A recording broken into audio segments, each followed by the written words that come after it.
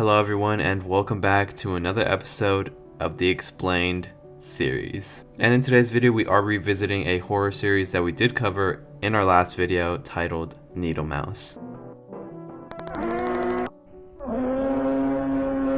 So if you are unfamiliar with NeedleMouse and its amazing lore, I highly recommend checking out my last video covering the entire first season of the series. And if you didn't see my last video because it was a Sonic EXE video, I highly recommend giving it a chance because this series is honestly really good. So yeah, go check out my last video and then come back to this one and then we can enjoy doing it together. But yeah, if you haven't already, my name is Wowman, and please consider subscribing. I think it'd be great to have you here. We go through lots of analog horror series like the Mandela Catalog, the Walton Files, and most recently, NeedleMouse. But yeah, subscribe. It'd be great to have you. So without further ado, let's get into season 2 of NeedleMouse Explained.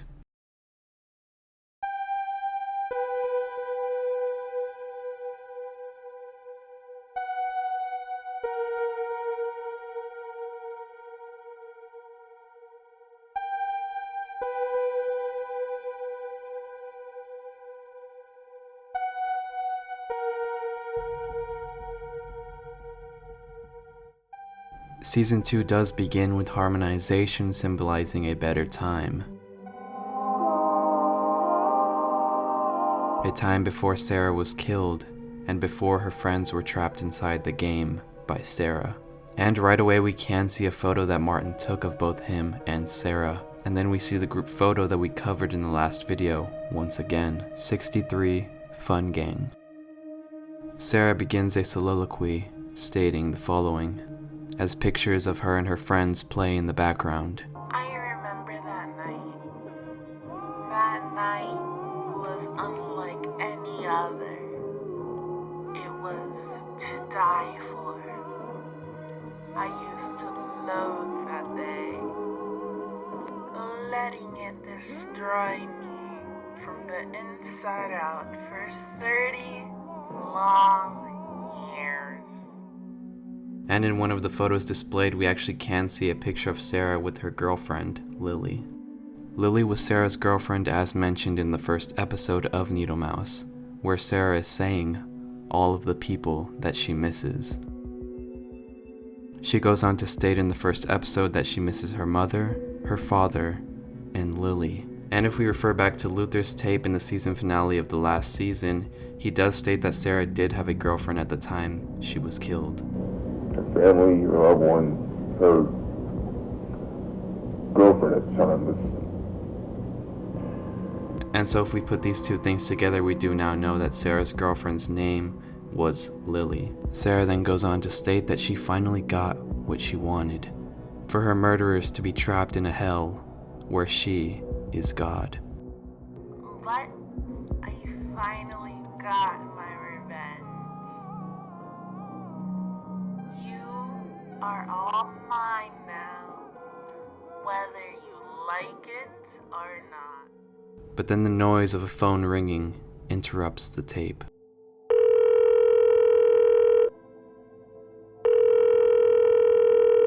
It's now October 2008. A person named Tom's voicemail goes off, and someone else leaves a message. Hey, it's Tom. If you hear this, it means I'm probably not at the phone right now. Be sure to leave me a message though. I'll be able to pick up soon. Hey, Tom? Remember that Lost Sonic compilation disc we were talking about like a week ago, okay? You might want to come over today. Shit goes way deeper than we both thought. So from this episode we can gather that from the start of this new season of NeedleMouse, Luther, Martin, and Michael have all continued to reside deep inside of the hell created by Sarah. The year is now 2008, and the last installment featured Luther being transported into Sarah's virtual hell in 1995.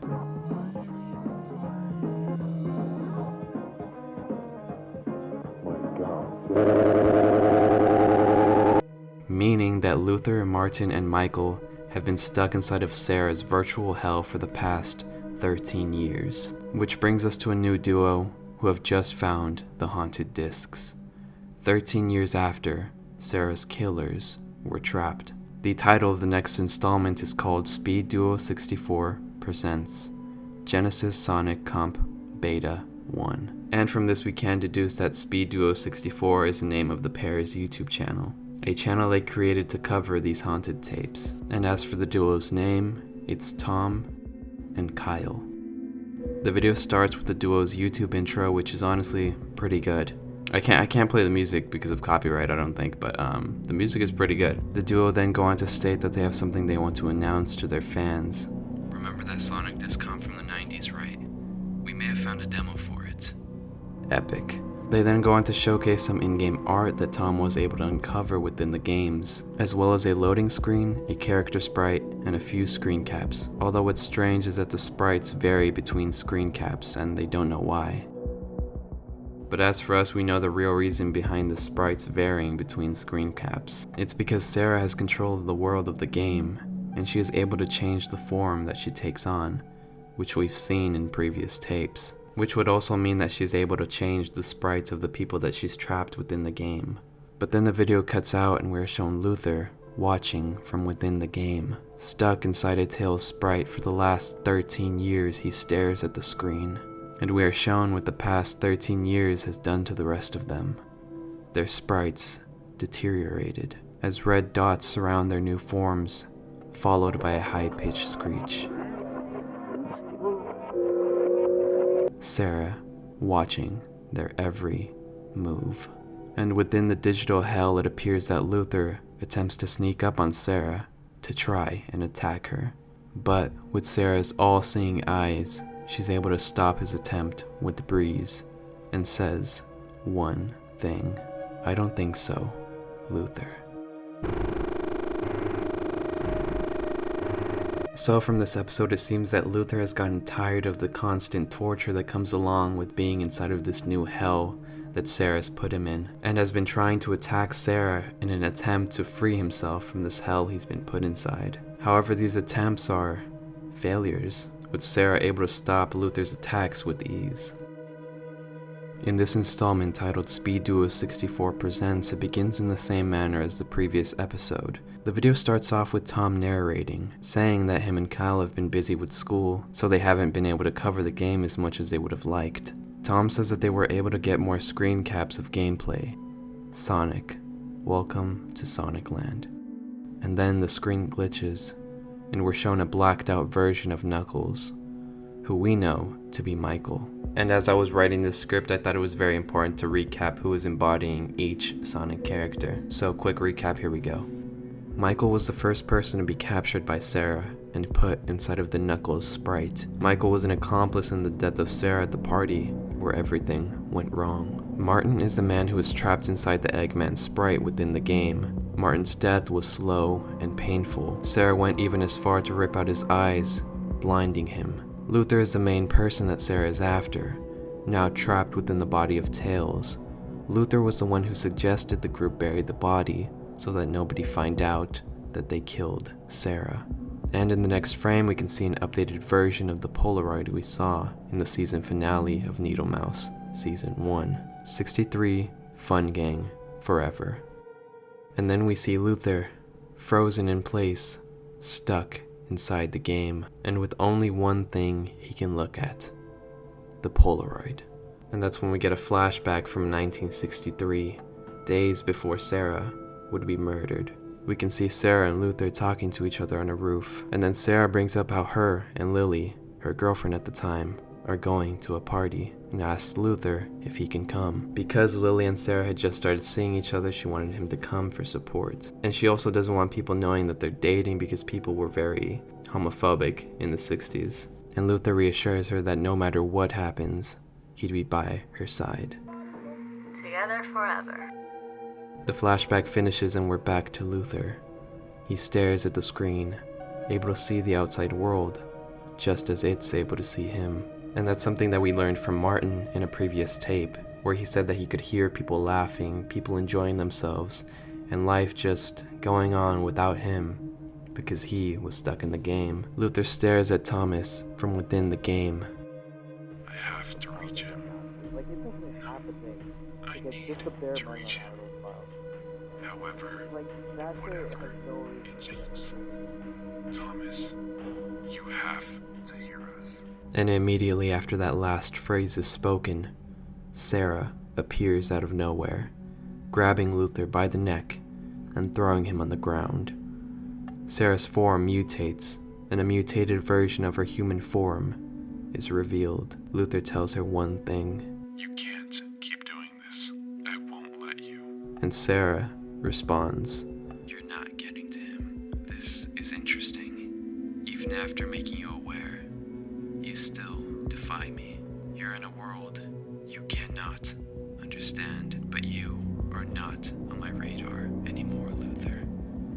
He is. Sarah reveals her face and says one more thing. Try to keep this interesting for me. And we are shown the perspective of Tom on the phone with Kyle. And that's when Sarah shows Tom an image on the TV. An image of Luther. But as this installment comes to a close, we know that Luther has been trying to break free from Sarah's hell, regardless of what it costs him. And because Luther tried to make contact with Tom, Sarah sees Tom as a way that her prisoners could be broken free. So to prevent this from happening, she's going after Thomas now. The final installment, up to date, is called Duo. And this installment starts in a way that we've never before seen in the series.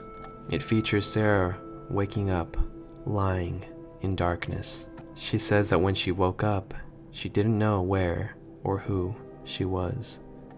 Lost in the darkness, slowly her thoughts came back to her, and she says this.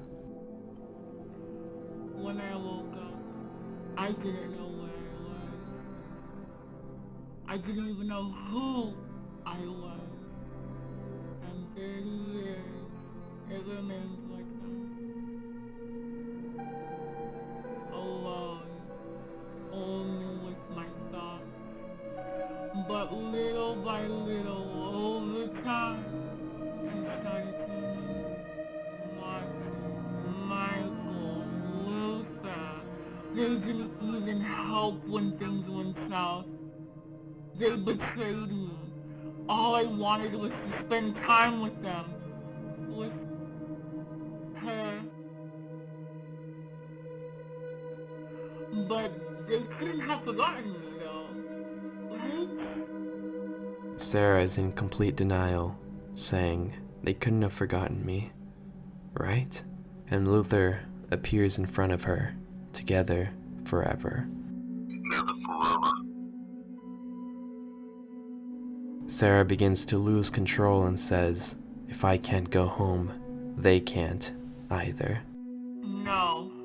If I can't go home, they don't get to either. And that's when a barrage of flashing images fills the screen, as Sarah comes to realize the hatred building inside of her.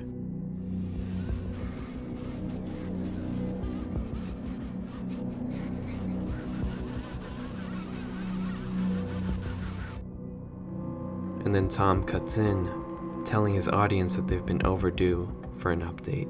Ever since we dug into the files, I haven't been feeling the greatest. I've been having headaches ever since and some weird dreams. I can never remember them fully, but I can vaguely recall the face within them. And that's when Tom shows his audience the face he drew from memory, the face haunting his dreams. Tom then goes on to say that he's never seen this person ever before, and is confused as to why they keep appearing inside of his dreams. Kyle's not answering his phone. I just need someone to talk to. Tom's partner Kyle in the SpeedDuo64 channel isn't answering his phone, and Tom is at a point where he just needs somebody to talk to. I'm just so alone, man. A distorted voice fills Tom's head, getting louder and louder.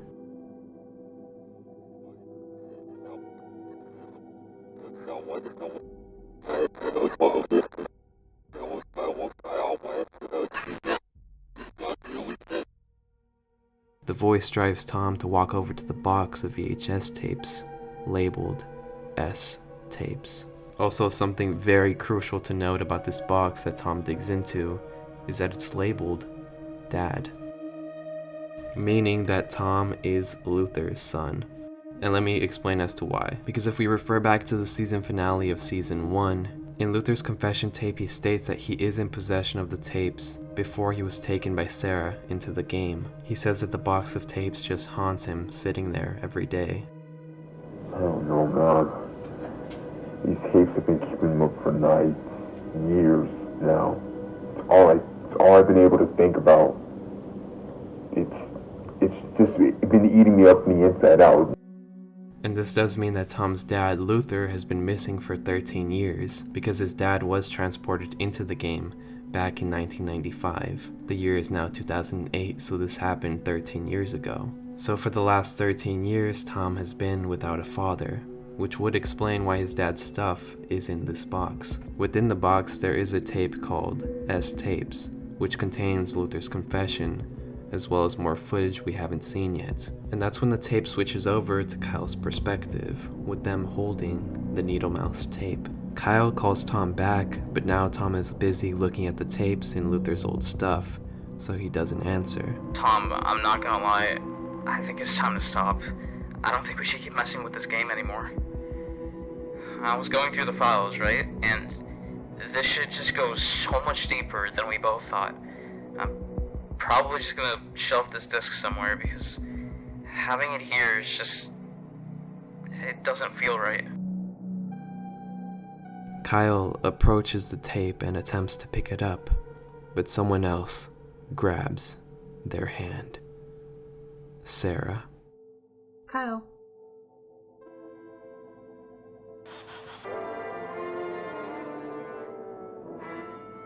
Sarah rips out Kyle's eyes and rips apart Kyle's body, limb by limb.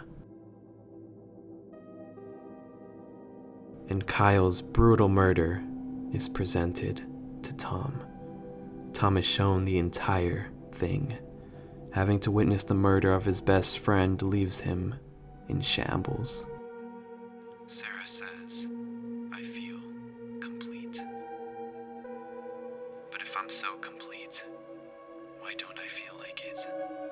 Why am I not happy?" And as Sarah delivers this monologue, after murdering Kyle, a pair of glaring eyes peer over in the distance. Sarah has gone down a cruel path, now killing those who weren't involved in her murder. The line of justification was crossed, now that she's killed Kyle. Murdering a kid just trying to investigate some tapes for their YouTube channel. The final shot of the video is of a new person, trapped within the confines of Sarah's hell. Kyle, trapped within a disfigured silver sprite.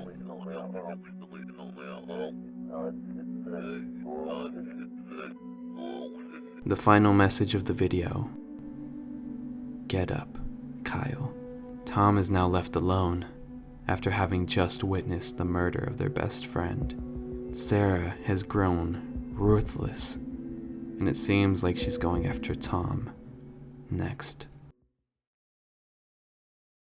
And that was NeedleMouse Season 2 Explained. Yeah, I really hope you enjoyed this video. It was very awesome to make, very awesome to script, and honestly, it was a very fun time analyzing this entire lore. Yeah, I hope you enjoyed it as much as I did. But yeah, as soon as new episodes roll out, I will cover those as well. So consider subscribing so you can stay up to date on NeedleMouse's amazing lore. But yeah, don't forget to subscribe, check out my Twitter, tweet me, you know, I'm there to be tweeted at. And tell me about any analog horror videos that you want me to cover in the comments or on Twitter. But honestly, the complexity of this series is pretty swell. The fact that Tom is Luther's son, pretty wild. But yeah, that's everything. I hope you had a wonderful day. Thanks for spending some time with me, and I'll see you in the next one. Bye. It was fun.